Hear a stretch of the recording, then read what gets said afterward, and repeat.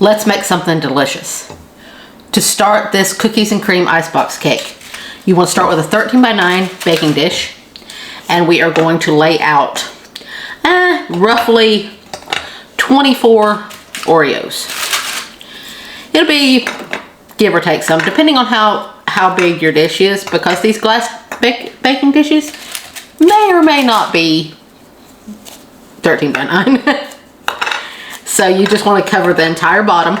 We've got 24 chocolate cream sandwich cookies in here, or Oreos. These are Oreos with the jug. I'm going to push this off to the side, and we're going to go to the next step, which is making the cream. So in the bowl of my KitchenAid mixer, I have 2 8-ounce packs of full-fat cream cheese. I highly recommend full fat. Low fat or no fat may mess up the recipe. I'm going to put on the paddle attachment, and I'm going to whip that until it's soft. Those are at room temperature, by the way. Now we have 3 cups of heavy cream, and I'm going to add half of that. For those of you doing the math, that's a 1.5 cups. Now we are going to beat this on low speed until it's smooth. You want to stop, scrape down the sides and the bottom about halfway through. Okay, now it's nice and smooth and creamy. Now you want to add the other 1.5 cups. You don't want to do this all at once, or it won't end up like this. It won't end up smooth and creamy. It will end up lumpy and gloppy, and will not come together the way you want it to. Now you want to whip this until it's nice and smooth and starting to thicken. Then I'll show you what we do next. Okay, now it's starting to get thick, so now you want to add 1.5 cups of powdered sugar. This is going to be kind of like cheesecake meets whipped cream, which, what's bad about that? Now we're going to add 2 teaspoons of vanilla extract. I'm using the pure stuff, and I roughly measure vanilla. I don't believe in measuring vanilla, so it's always going to be roughly measured with me. So that was probably more like 3, but that's fine. So now we're going to turn it back on medium speed and whip it till it's nice and stiff. But start off on low, otherwise you will be wearing powdered sugar, and so will your whole kitchen. Scrape down those sides and bottom. Now you want to beat this to stiff peaks. That's going to take about a minute. Now you've got nice stiff peaks. You know you got stiff peaks when you turn it upside down and none falls out. Now, you can also get creative and hold it upside down over your head. I've done that before. Now, we have our dish back out here with our 24 Oreos lined up on there. And we are going to take half of our cream mixture.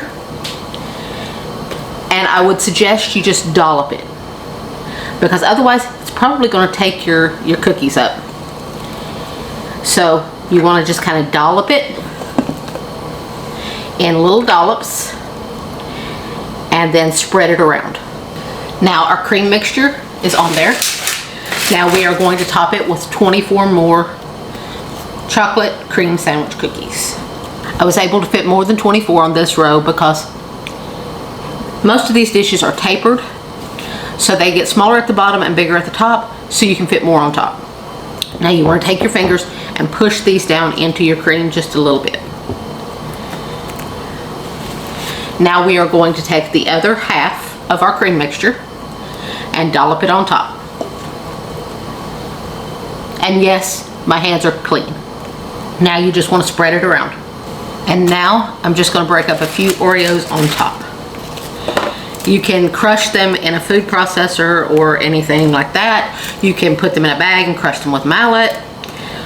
But I prefer to just break them by hand. That way you get rough pieces. You don't want to do a lot.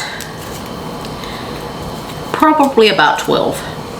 Okay, now this beauty is almost done, but there's one issue with this beauty. This has to go in the refrigerator. Sadly to say, around 8 hours or overnight. The longer it sits in the refrigerator, the better it's going to be, because the cream is going to set up more.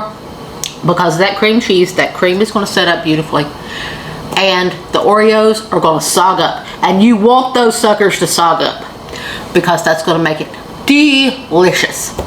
Now I'm going to cover this with plastic wrap, because you don't want that refrigerator funk. because that cream will absorb any refrigerator funk.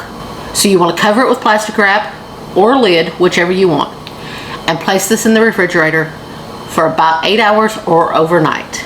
Then my husband Jason, who is my taste tester, will taste test this for you, and I know he will be so happy because he loves anything cookies and cream.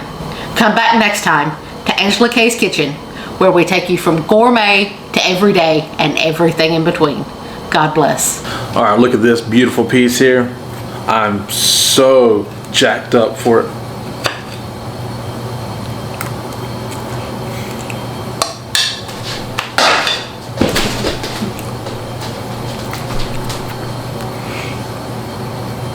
Wow. This girl can cook, y'all. What an amazing, amazing dish. You gotta try it.